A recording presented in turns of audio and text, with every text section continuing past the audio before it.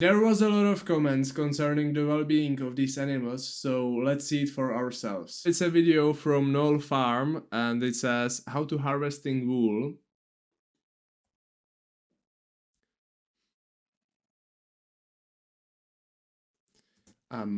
Okay.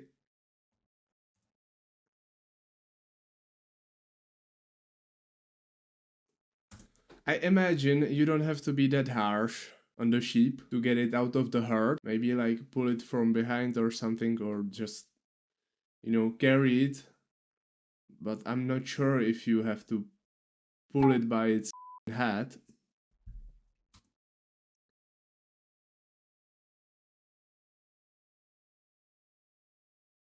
Well, I see some. You see this? Seems like blood on the floor.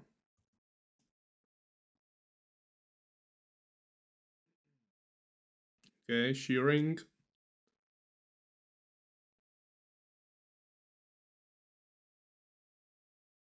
This might be a wound, but I'm not sure about that.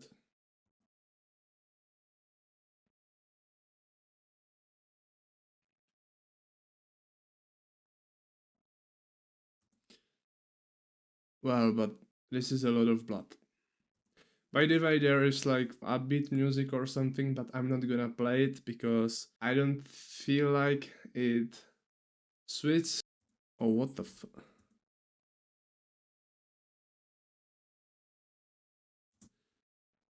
You see this? Well, to be clear, I don't know if this guy is a professional,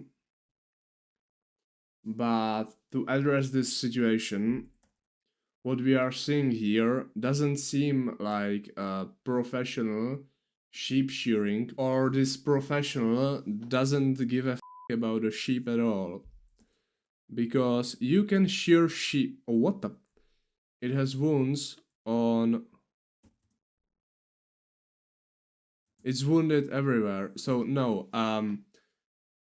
this shouldn't happen. When a professional, like really professional, shears sheep, it's like getting a haircut. The sheep aren't hurt. Most of the cases. Obviously, there is a sharp object, and both the shearer and the sheep are moving around. So it can happen that the sheep gets wounded, maybe even like this, but this should be in minimum of the cases. Well, if you have a herd and you are shearing them, which would make sense, then when shearing them, it's like either once or twice a year, depends on what type of sheep you have, but you should have your vet there to have the ability to address and treat any injury that happens throughout the process. But a sheep getting cut so badly and just walking off away without any like treatment, that ain't good. So I just wanna point out that in like professional companies, this stuff doesn't happen. And it also doesn't make sense for why should this even happen, because when the sheep are stressed and stuff and they don't like you and you are doing shitty job and they are scared, then obviously it just ain't good for business. So if you have animals, you should treat them nicely and with respect. I just wanted to point that out, that the shearing industry is way much better than what we've seen so far in this minute and 8 seconds. And also, there are whole studies and things on how to handle sheep being injured while shearing. Now you can read it off the screen. This is basically a scheme what to do when a sheep gets cut. Yeah, well, the rest is about processing the actual wool, which I'm not that interested in. But without the first minute and something, it's sort of cool stuff, the processing of the wool. But now we are gonna look how sheep shearing by a professional is and should be done. So here we have the channel Right Choice Shearing, and it's basically a woman that has sheep and shears them, but in a very humane and respectful way. Harlequin sheep, not nougat rolled in pecans. I'm here to give her a haircut and remove all the stuff that looks like the waiter at Olive Garden got a little out of control with his parmesan. Once I remove the belly, I can finally get into that first hip, and whoa! Salt and pepper spots? Didn't see that coming, did you?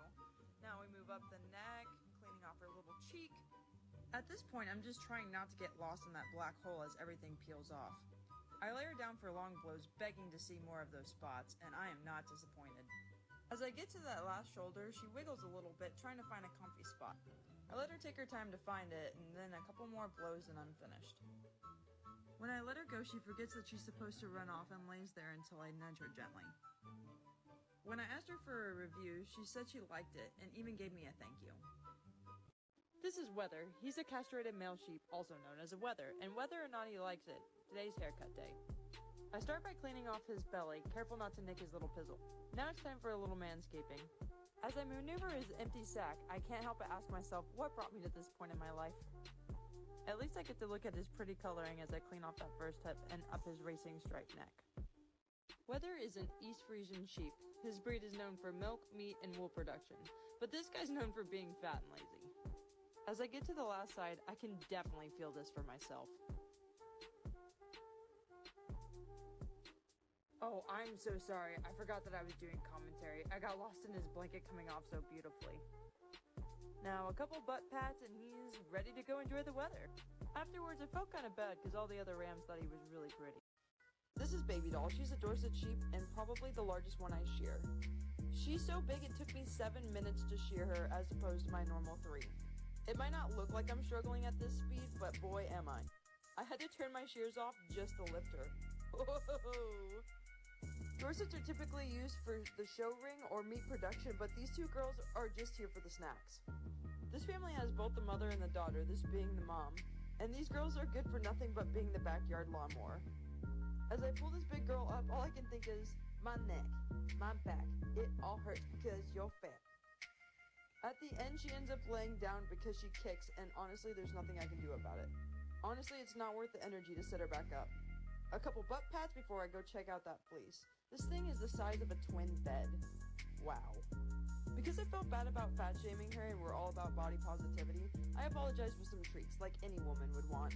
Okay, so basically she shears like 10 sheep or 11, 12 in this video, and not a single one got cut, period. So you see, it's really about the technique and I guess the attitude of the shearer. Because when you have some sick fuck like in the previous video, I would just like shut down the whole operation or hire a professional shearer. But there is also one interesting question: do sheep need to be sheared at all? Some do and some don't, because some sheep are like hairy sheep. They have sort of what we have on our heads, and those sheep shed the hair. People then breeded the sheep somehow to make them essentially grow wool instead of hair, and a woolly sheep doesn't shed the wool. And if the wool isn't sheared, then real problems start to occur. The wool gets all nasty and humid and stuff, flies like their eggs in there. It can go as far as to the sheep basically being eaten alive by the larvae because the sheep hasn't been sheared. Another thing, when it's summer outside, when it's freaking hot and you've got a winter coat on yourself,